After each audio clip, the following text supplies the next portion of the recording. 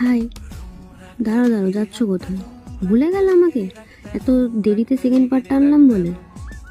এত তাড়াতাড়ি ভুললে কিন্তু আমাকে হবে না, তার জন্য সরি। চলো সেকেন্ড পার্টটা দেখা যাক তাহলে।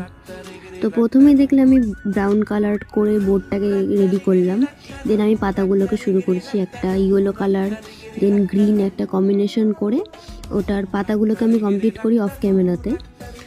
দেন আমি ওই গাছের যে ডালগুলো আছে সেগুলোকে আমি ব্রাউন অ্যান্ড ব্ল্যাক এটাকে মিক্স করে একটা ব্রাউনের থেকে একটু ডিপ যে কালারটা হয় ব্রাউন সেটার কালারটা করি।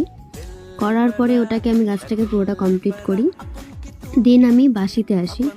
তো বাঁশির কালারটা আমি খুব ডিপ রাখিনি ব্লুয়ের, তো হোয়াইট একটু মিক্সড করে বাঁশির কালারটা কমপ্লিট করি।